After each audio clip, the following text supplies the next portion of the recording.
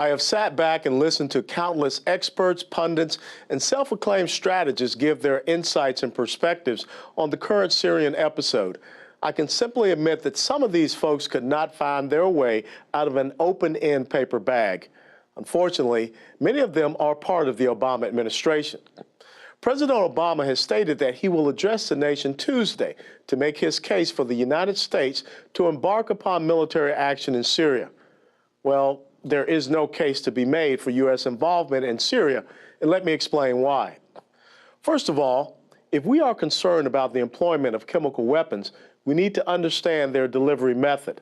Chemical weapons are employed by use of surface-to-surface delivery systems, normally artillery shells or even rocket missile delivery. These platforms are mobile and can very easily be hidden. In the Gaza Strip, Hamas Islamic terrorists have converted garbage trucks into multiple rocket launcher platforms. As well, you cannot attack a chemical weapons stockpile unless you want to create an even larger and more deadly event. It requires high levels of heat to destroy a chemical weapons stockpile. I say this to articulate that you cannot bomb Assad's delivery means or the chemical stockpile. Furthermore, there is a possibility that the chemical weapons may have been used by the rebel forces in Syria.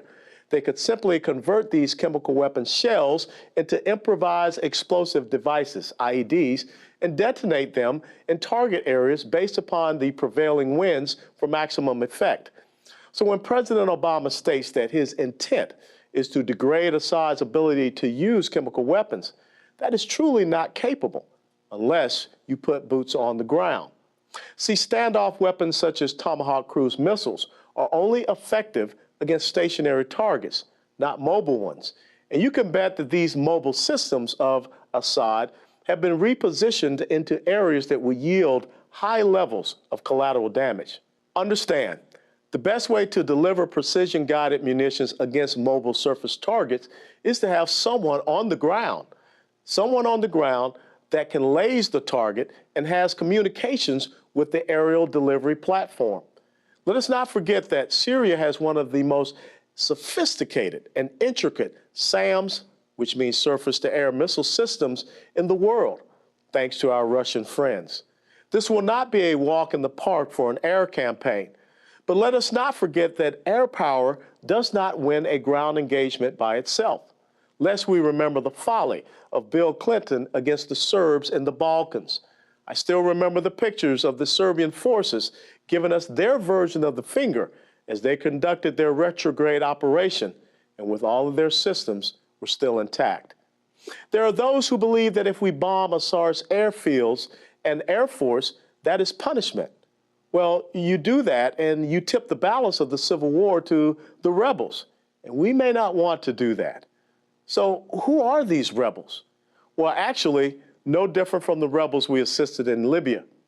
There is the Free Syrian Army, the FSA, who were the initial defectors from the Syrian army and the Assad regime, led by a Colonel Riyad. The problem is that they have been sorely neglected as to their armament, capability, and logistical support. If we were to somehow find a precision means to provide support to the FSA, they would have to fight Assad's forces and the Islamists under the command of General Idris and the Supreme Military Council, the SMC. The SMC is supported by Turkey, Saudi Arabia, Qatar, and the Muslim Brotherhood, i.e. Al-Qaeda. The two most prominent of the Islamist forces is Jabhat al-Nusra Front and the Islamic State of Iraq and the Levant. These are not the types we want to tip the balance towards as we did in Libya. And no better, Iran and Hezbollah are aligned with Assad. See, this is really a schism between Sunni and Shiite Islamists. The window of opportunity for our intervention closed some 2 years ago. Is the use of chemical weapons against civilians a horrific action? Yes, it is. But the level of brutality and beheadings that occur in most of the Islamic world are just as horrifying. One can read daily about atrocities being committed from Nigeria to Egypt to the Gaza Strip to Iraq to Pakistan. And we cannot endeavor upon a venture under the guise of having a responsibility to protect unless we want to be the policeman all over the world. We cannot talk about Syria without examining the unintended consequences of the ill-conceived operation in Libya. For far less casualties, President Obama, and without congressional approval, provided our air and naval power to Islamists who, in their gratitude, attacked our consulate, murdering Ambassador Chris Stevens, Information Management Officer Sean Smith, and former U.S. Navy SEALs Ty Woods and Glenn Doherty. That was in our national security interest to protect our consulate. But yet, President Obama has shown no indignation, save for his angst against a crude video. There was no response, and now, a year later, we are told to move along from Benghazi. But yet we have a moral obligation to act in Syria?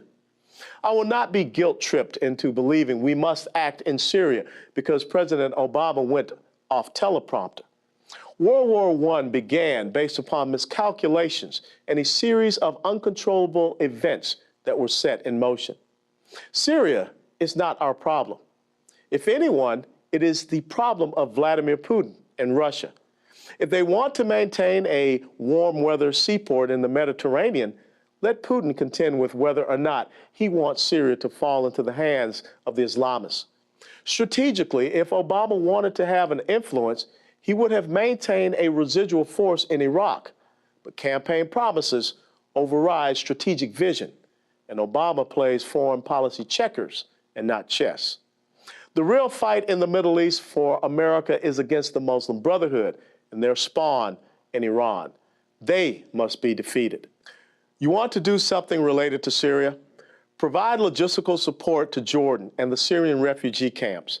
Start supporting the Egyptian army in crushing the Muslim Brotherhood and Islamist forces in the Sinai Peninsula. And perhaps we will look at conducting a strategic strike against Iran. We must develop better alliances with the minority ethnic groups friendly to America, the Kurds, the Assyrians, the Copts, and others. And yes, I support an independent Kurdistan. We need to promote an American energy security plan. That means developing our own resources and telling OPEC and the Organization of Islamic Countries to take a hike.